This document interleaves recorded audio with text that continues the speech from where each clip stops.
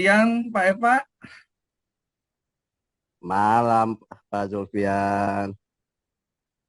Eh, Terima Tenang, Pak kasih Zul, sudah jangan bisa grogi bergabung nih, malam ini. Ya, bisa bergabung bersama kita nih di sini. Kebetulan nih kita mau mau wawancara sebentar nih, maaf, minta waktunya. oke. Ya, tenang Pak Zulfian, jangan grogi. Ya, itu emang Pak Zul sama siapa itu? Kita itu siapa kita? Kita Pak cuma Zul kan berdua nih. sendirian di situ. Iya, Oh oke. iya, yang penting sehat lah Pak Eva ya. Saya mencoba ingin wawancara Pak Eva nih Ya, amin, terkait amin. dengan ini kepemimpinan ya, pimpinan untuk Baik. apa namanya mengambil keputusan seperti itu. Mudah-mudahan ilmunya dari Pak Eva ini bisa diterapkan oleh saya dalam kehidupan sehari-hari dan bertugas di sekolah saya. Bisa aja Pak Zulfian. Oke, Pak Eva, eh, kita mulai saja ya. Oke. Takut Pak Eva-nya ada kepentingan yang lain. Ya, kosong. Buat Pak Ya. Zulfian mah saya kosongin. Oh, Alhamdulillah. Ini Pak Eva, saya ingin bertanya nih terkait kan Pak Eva di kepala sekolah di SMP 8 Panggarangan ya. Betul. Saya ingin bertanya saja terkait dengan bagaimana Pak Eva dapat mengidentifikasi, pasti Pak Eva menemukan kasus-kasus ya selama di sekolahnya ya. Jadi bagaimana Betul. Pak Eva dapat mengidentifikasi kasus-kasus yang merupakan dilema etika atau bujukan moral yang sebenarnya kalau kita bahas lebih lanjut bahwa dilema etika itu dua keputusan yang sama-sama benar ya. Jadi Pak Eva itu mengambil keputusan yang sama-sama benar atau dua keputusan yang salah satunya memang ada benar ada salah ya, atau dinamakan dengan bujukan moral. Itu bagaimana Pak Eva untuk mengidentifikasi kasus-kasus tersebut? Nah, ternyata Pak Zulfian menjadi seorang pemimpin itu tidak mudah. Ya, pasti kita sebagai seorang pemimpin membuat keputusan itu akan berdampak. Ya. Dan ya akhirnya kita harus benar-benar cermat dalam mengambil keputusan. Kembali lagi, selama ini saya mengidentifikasi kasus tersebut dilema etika atau bujukan moral, yaitu dengan cara saya mempelajari terlebih dahulu kasus-kasus tersebut. Seperti tadi kata Pak Zulfian, bila dua keputusan itu keduanya benar, sama-sama benar, itu adalah dilema etika. Itu lebih mudah istilahnya saya membuat keputusan karena mau mengambil keputusan yang satu atau dua itu sama-sama benar walaupun akan memiliki dilema etika. Sedangkan bila dua keputusan tersebut di mana salah satunya adalah keputusan yang salah dan yang satunya itu adalah keputusan yang benar, nah di situ yang berat, yang diistilahkan rujukan moral. Begitu Pak Zulfian? Terus untuk selama ini bagaimana Pak Eva menjalankan pengambilan keputusan di sekolah Pak Eva sendiri, terutama untuk kasus-kasus di mana ada dua keputusan yang sama-sama benar atau sama-sama yang mengandung nilai kebijakan. Jadi dua-duanya benar. Bagaimana cara memutuskan atau mengambil keputusannya? Nah, yaitu akhirnya saya bukan mengambil keputusan ya Pak Zulfian. Saya menggunakan kebijakan yang akhirnya harus menghasilkan kebajikan atau kemaslahatan untuk semuanya. Dan bila memang tidak bisa untuk semuanya, saya harus memastikan kebijakan tersebut menghasilkan kebajikan atau kemaslahatan untuk sebagian besar yang terlibat dan harus mengorbankan sesedikit mungkin. Jadi menimbang mana yang lebih apa kata Pak Epa itu lebih masalahnya lebih banyak misalkan seperti itu ya. Betul, betul Pak Zulfian. Terus langkah-langkah atau prosedur yang seperti apa yang biasa dilakukan oleh Pak Epa selama ini ketika mengambil keputusan? Nah, itu pertimbangan-pertimbangan yang saya ambil dalam mengambil keputusan. Yang pertama adalah mengenali terlebih dahulu nilai-nilai yang saling bertentangan. Jadi kita mengenali kasusnya terlebih dahulu, Pak Zul. Kemudian yang kedua, menentukan siapa yang terlibat dalam situasi ini. Biar kemaslahatannya terlihat. Yang ketiga, kumpulkan fakta-fakta yang relevan dengan situasi ini. Sehingga kita bisa makin jernih untuk membuat keputusan. Yang kemudian, yang keempat, dari semua yang tadi tersebut, diuji benar atau salahnya. Dengan menggunakan yang kelima, pembenar. Setelah itu, melakukan prinsip resolusi. Dan yang ketujuh, itu kita investigasi opsi trilema. Baru setelah melakukan 7 langkah tersebut, kita buat keputusannya, dan sebelum menjalankan keputusan tersebut, lihat terlebih dahulu keputusan tersebut dan merefleksikannya terlebih dahulu. Begitu Pak Zulfian? Jadi itu adalah tahapan-tahapan yang selalu atau yang sering dilakukan oleh Pak Epa ketika mengambil keputusan di tempat tugasnya ya, ketika misalkan mengambil kebijakan atau apapun itu. Ya. Terus Betul Pak Zul.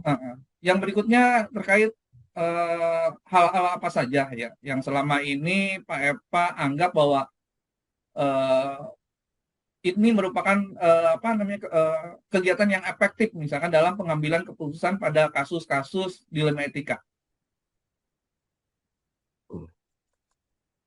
Hal-hal efektif yang saya lakukan dalam pengambilan keputusan pada kasus-kasus dilema etika itu yang pertama, saya lihat terlebih dahulu posisi atau kedudukan. Nah, di sini yang dimaksud posisi dan kedudukannya yaitu Pak Jo, kasus tersebut itu benar lawan benar atau salah. Ya, jadi bukan melihat posisi kedudukan orang yang terlibat dalam kasus tersebut, tetapi sekali lagi posisi atau kedudukan kasus tersebut. Kemudian setelah melihat posisinya, saya mendengarkan pendapat lain terlebih dahulu. Nah, setelah itu saya melihat keadaan intern organisasi, kemudian membandingkan dengan keadaan ekstern organisasi, dan yang terakhir itu adalah tersedianya informasi yang diperlukan. Itu 5 hal efektif pertimbangan saya dalam mengambil keputusan, Pak Zulfian. Jadi banyak komponen yang mendukung untuk sebuah keputusan ya. Jadi ada yang tadi disampaikan oleh Pastinya. Pak Epa adalah lima komponen tadi itu ya. Seperti itu. Terus yang Betul. berikutnya Betul. hal-hal apa saja yang selama ini merupakan tantangan ya. Ini sekarang saya berbicara tentang tantangan ketika Pak Epa mengambil Betul. keputusan pada kasus-kasus dilema etika. Tantangannya Pak. Ya, tantangan selama ini dalam hal membuat keputusan bagi saya itu adalah menimbang-menimbang, memastikan tidak ada pihak yang dirugikan pada saat mengambil keputusan tersebut. Bila itu tidak dapat dipenuhi, saya harus memastikan sesedikit mungkin pihak yang dirugikan dan memberikan pengertian kepada pihak yang merasakan dirugikan tersebut, sehingga keputusan itu dibuat dan harus diterima karena untuk kepentingan bersama. Terus juga kalau misalkan tak kala Pak Epa misalkan memiliki sebuah jadwal tertentu ya dalam sebuah penyelesaian kasus dilema etika, terus apakah Pak Epa langsung menyelesaikan di tempat atau memiliki sebuah jadwal untuk menyelesaikannya dalam bentuk prosedur atau apa yang akan dijalankan lah, seperti itu. Biasanya saya tidak langsung memutuskan, Pak Zulfian. Saya harus Ya, langsung diputuskan ya. menimbang, ya betul. Saya harus menimbang dengan masa. Dalam pertimbangan tersebut, saya akan melibatkan orang-orang yang terlibat dalam kasus tersebut, kemudian melibatkan mereka dalam menjalankan 9 langkah mengambil dan menguji keputusan. Setelah menjadi keputusan bersama, maka kami akan mengumumkan ke semuanya. Jadi selama ini saya tidak pernah mengambil keputusan sendiri, Pak Zulfian. Saya pasti uh, memutuskannya itu bareng-bareng. Melibatkan ada beberapa pihak ya yang terlibat dalam kasus atau dalam kasus tersebut misalkan ya, seperti itu. Betul, betul. Terus adakah seseorang atau faktor-faktor apa yang selama ini mempermudah atau membantu Pak Epa dalam mengambil keputusan dalam kasus-kasus dilema etika? Ada tidak seseorang yang atau Ada, faktor-faktor ada, yang mempermudah ya? ada. Ya, yaitu orang atau faktor itu sendiri yang mempermudah dalam mengambil keputusan. Jadi sebenarnya dalam mengambil keputusan itu bagi saya yang paling sulit itu adalah keputusan itu bisa diterima oleh semua orang, Pak Zulfian. Karena kembali lagi ke tadi ya, dilema etika itu kan benar dan benar. Ya, ya kan? ya. Kita mau ngambil keputusan yang manapun semuanya benar. Tapi tidak semua orang dapat memahami kebenaran itu. Kita harus menjelaskannya. Ya. Begitu juga yang satunya lagi, yang benar atau salah. Belum tentu menurut kita salah, menurut orang itu benar. Nah, sehingga untuk mempermudah menjelaskan dan menjalankan peraturan yang akan dibuat tersebut, ya saya akan melibatkan orang-orang yang di dalam kasus tersebut, sehingga mereka terlibat di awal sampai pembuatan keputusan, sehingga kita semua bisa menjalankan dengan penuh hak jawab. Ya, betul seperti itu, Pak Zulfian. Oke, mantap sekali. Terus ini dari semua hal yang telah disampaikan, pembelajaran apa yang dapat Pak Epa petik dari pengalaman Pak Epa mengambil keputusan dilema etika yang sudah Pak Epa putuskan ketika menghadapi kasus-kasus dilema etika. Jadi pengalaman apa yang Pak Epa dapatkan dari hal tersebut? Ya, baik, Pak Zulfian. Bagi saya, mengambil keputusan dilema etika itu tidak bisa dilaksanakan secara spontan. Harus dipertimbangkan dengan masak-masak. Agar keputusan yang diambil itu dapat bermanfaat untuk semuanya dan tidak ada pihak yang dirugikan. Seperti itu, Fazul.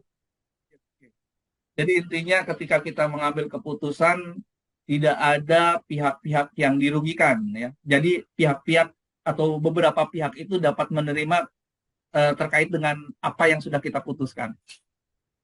Gitu ya. Betul sekali. Aduh, sangat bermanfaat sekali Pak Epa pertemuan kali ini Pak Epa ya.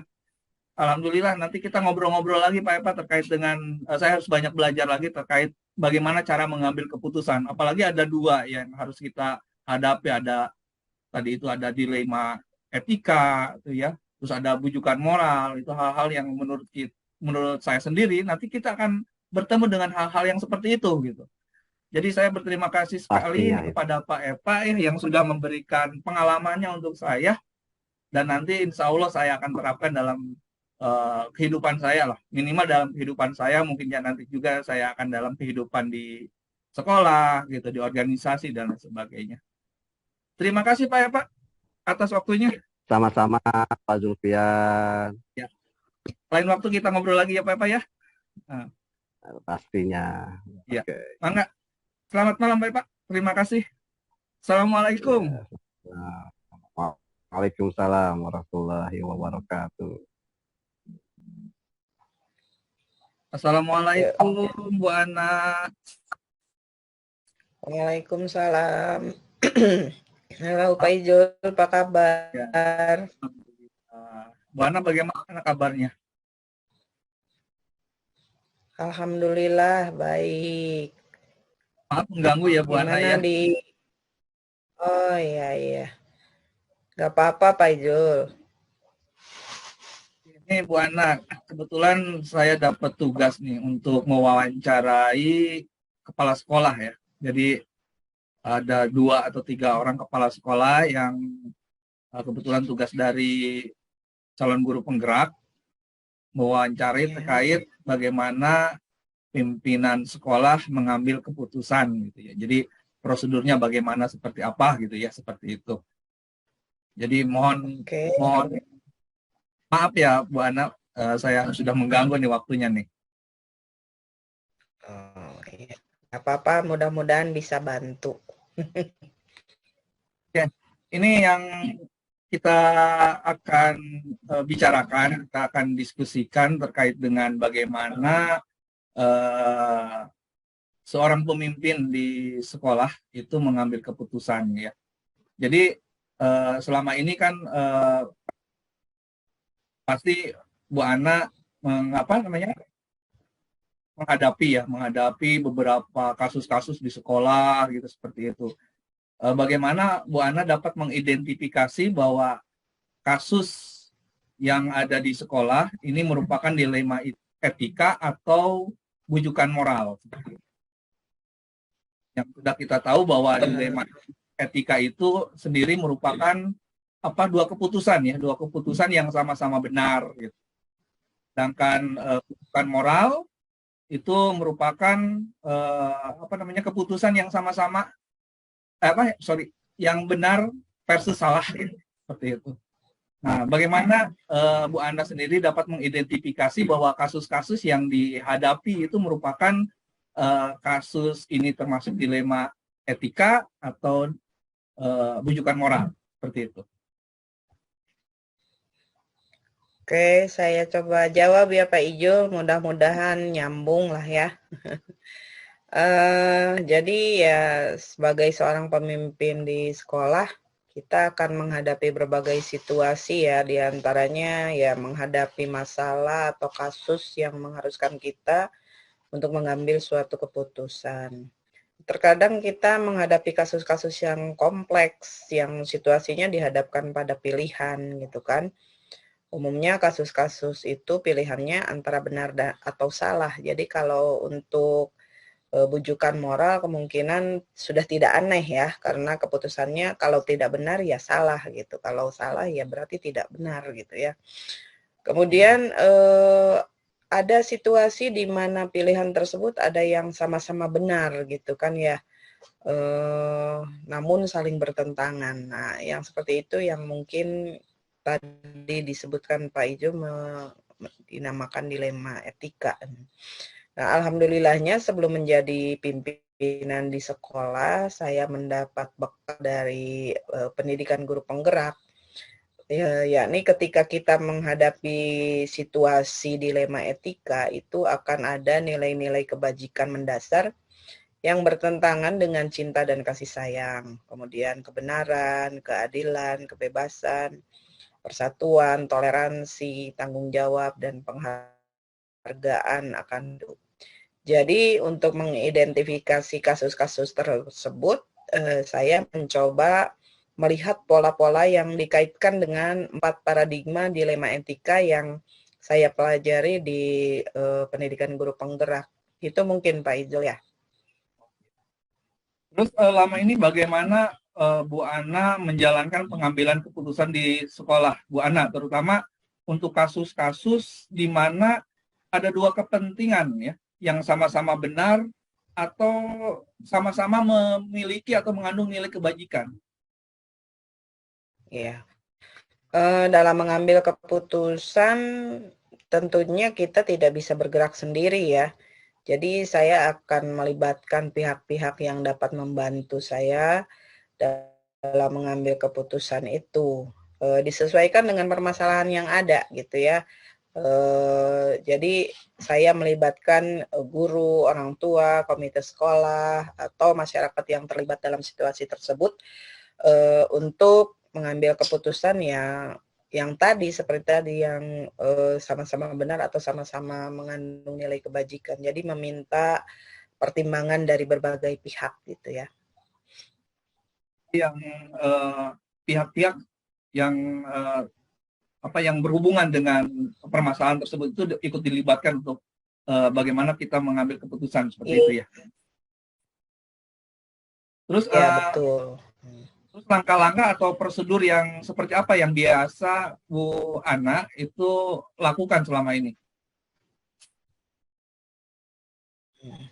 Ya seperti bekal yang saya punya ya, yang saya pelajari untuk pengambilan keputusan, kita bisa mencoba 9 langkah pengambilan keputusan yang saya pelajari di program guru penggerak gitu ya. Yakni mengenai nilai-nilai yang saling bertentangan. Jadi apakah kita menetapkan dulu nilai-nilainya yang seperti apa, kemudian menentukan siapa yang terlibat, mengumpulkan fakta-fakta yang relevan, menguji benar atau salahnya, menguji paradigma benar lawan benarnya, karena ini kan dilema etika gitu ya, melakukan prinsip resolusinya, kemudian melakukan investigasi opsi trilema, sehingga ada pilihan lain gitu, baru dari situ membuat keputusan. Nah setelah itu, setelah membuat keputusan, dilihat lagi keputusannya dan direfleksikan gitu. Jadi sesuai dengan 9 langkah pengambilan keputusan gitu ya. Itu mungkin Pak Ijul. 9 langkah tahapan pengambilan keputusan itu dilalui lah seperti itu ya. Sehingga mungkin keputusannya itu sebisa mungkin bisa dilalui seperti itu ya. Atau dijalankan. Ya, betul. Iya. Hal-hal apa saja yang selama ini Bu Ana anggap efektif dalam pengambilan keputusan pada kasus-kasus dilema etika itu?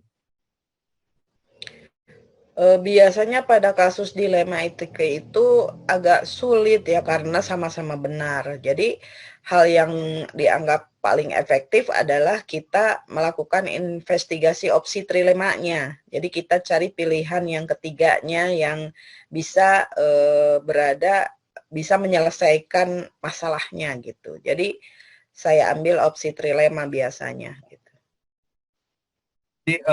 opsi trilema itu merupakan opsi bantuan lah istilahnya ya untuk mencari sebuah keputusan yang minimal sesuai dengan keadaan lah seperti itu mungkin ya.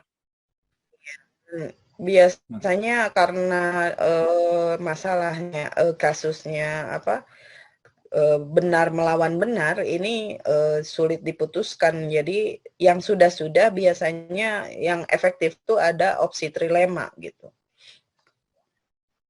Hal-hal apa saja yang selama ini merupakan tantangan dalam pengambilan keputusan pada kasus-kasus yang tadi kita bicarakan dilema etika itu? Ya. Kalau yang saya hadapi jelasnya gitu ya, tantangan yang dihadapi di sini adalah pemahaman atau kondisi masyarakat sekitar. Jadi saya berikan contoh mungkin ya. Misalkan di sini usia anak 15 tahun itu dianggap sudah siap bekerja, padahal anak itu masih sekolah gitu ya. Pemahaman masyarakat di sini ya karena dia ingin bekerja, ya dia bekerja dulu saja. Di mana sudah tidak betah, dia balik lagi saja ke sekolah gitu. Jadi pemahaman-pemahaman seperti itu menjadi tantangan gitu bagi kita. Salah satunya Memang, seperti itu Pak Ijul. memang itu hal-hal tantangan untuk kita ya sebagai seorang pemimpin ketika kita mengambil keputusan, terus apa namanya, di sekitarnya itu masih masih tadi itu kata Bu Ana 15 tahun harus bekerja dan sebagainya, dan hal-hal itu mungkin menjadi tantangan untuk Iya, kita sendiri ya. iya, Terus apa terus pemahaman apakah masyarakatnya jadi ya. apa apakah Bu Ana memiliki sebuah apa misalkan misalkan seperti ini, jadwal ketika dalam menyelesaikan kasus ya dilema etika nih, misalkan apakah Bu Ana langsung uh, menyelesaikan di tempat atau memiliki sebuah jadwal untuk menyelesaikannya dalam bentuk atau prosedur yang lain atau yang mau dijalankan. Jadi keputusannya itu harus diselesaikan di sekarang lah misalkan, atau diselesaikan di tempat itu sendiri, atau memang memiliki sebuah jadwal untuk menyelesaikannya, misalkan kita pikirkan dulu, kita pikirkan prosedur untuk penyelesaiannya dan lain sebagainya. Bagaimana itu Mbak? Ya, untuk menyelesaikan kasus sebenarnya relatif ya. Tergantung apakah masalah tersebut menuntut penyelesaian cepat sehingga harus sesegera mungkin diselesaikan. Tapi biasanya untuk kasus-kasus dilema etika ini membutuhkan waktu yang dan pemikiran yang cukup agak panjang juga. Jadi tidak bisa langsung diputuskan di tempat gitu. Kalau kasus-kasus yang membutuhkan ada beberapa kasus yang kita harus menyelesaikan langsung gitu dan selama itu keputusannya tepat ya bisa diambil. Jadi relatif lah kalau itu ya, tergantung masalah apa yang kita hadapi. Cuma rata-rata untuk dilema etika itu membutuhkan pemikiran dan seperti yang tadi langkah-langkahnya dulu gitu. Jadi dia butuh waktu. Untuk tata kalanya atau jadwalnya itu kayaknya kalau memang dilema etikanya sudah ditetapkan, kita dalam menentukan langkah-langkahnya pasti ada tata kalanya gitu. Ada langkah ini kira-kira harus selesai di minggu ini atau bagaimana gitu. Itu mungkin Pak Izul ya. Terus untuk adakah misalkan seseorang gitu ya, maksudnya atau faktor-faktor apa yang selama ini mempermudah atau membantu Bu Ana dalam mengambil keputusan dalam kasus-kasus dilema etika? Ya, jelas yang paling membantu itu adalah dukungan ya, dukungan dari semua pihak yang terlibat. Seperti yang tadi disebutkan, ada guru-guru, ada masyarakat, ada komite sekolah, kemudian ada kalau di sini tokoh-tokoh masyarakatnya juga alhamdulillah cukup mendukung. Jadi kita bisa melibatkan mereka dalam proses pengambilan keputusan tersebut gitu.